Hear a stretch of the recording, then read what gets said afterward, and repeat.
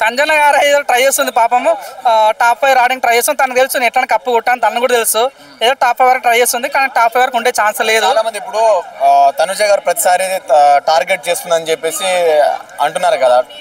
So మరి నిజంగానే సంజన గారు తనుజకి టార్గెట్ చేస్తుందని మీకు అలా అనిపించిందా ఎప్పుడైనా? సంజన గారు చేస్తలేదు, తనుజ గారు సంజన చేస్తున్నారు.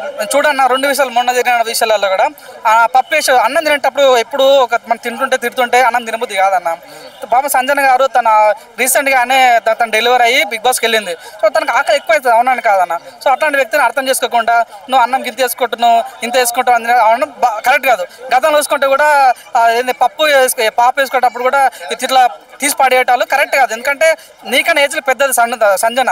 సో అట్లా వ్యక్తి రెస్పెక్ట్ ఇవ్వాలి.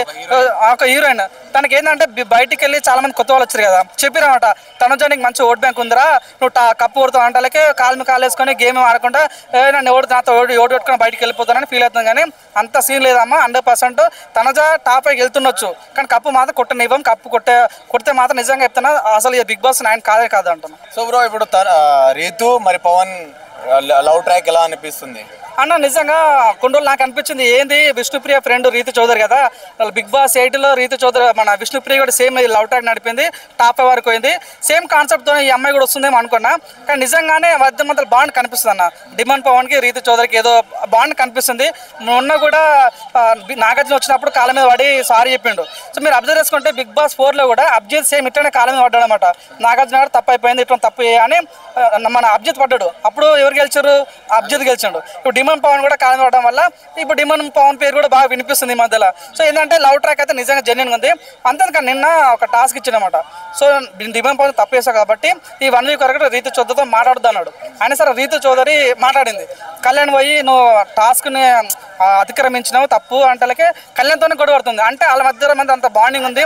అది మొన్న మాదిరిగా ఇది అన్హెల్తీ బాండ్ అది అన్నా కానీ వాళ్ళ బాండ్ మనకుంది. వాళ్ళైతే జెన్యూన్ ఉన్నట్టు అనిపిస్తుంది. కానీ దాంట్లో కూడా అయితే కొద్దిగా ప్రొజెక్ట్ కావాలి, ఇక పోర్ట్రేట్ కావాలని ట్రై చేస్తున్నట్టు కనిపిస్తుంది అన్న. Last final question bro. So demand Pavan title విన్నర్కి డిజర్వ్ అనుకుంటున్నారా మీరు? కష్టపడతాడు నిజంగా. మొన్న చూసుకుంటే భరణి గారని ఇమ్మానేలే కానీ ఒక చేతితో కండల్లో పట్టుకుంటే ఎవరు కదలేకపోయాడు. తను మాత్రం గేమ్ కరెక్ట్ ఆడితే మాత్రం 100% వర్త్ క్యాండిడేట్. మీరు చూసుకుంటే మన బల్లాలదేవ్ ఒక సామ్రాజ్యం ఉంటుంది, దాని బాహుబలి ఎట్లనో ఈ బిగ్ బాస్ 9కి ఆయన అట్లా ఉంటాడు అనమాట. కానీ తన శక్తి గ్రహించలేకపోతుండే, ఒక అమ్మాయి వెంట తిరగడం వల్ల తన శక్తి గ్రహించలేకపోతున్నాడు. కానీ ఒక్కసారి అవన్నీ పక్కన పెట్టేసి గేమ్ ఆడితే మాత్రం ఊర మాస్ ఉంటుంది. అప్పుడు వీళ్ళంతా కూడా పక్కనకి వెళ్ళిపోతారు అన్న.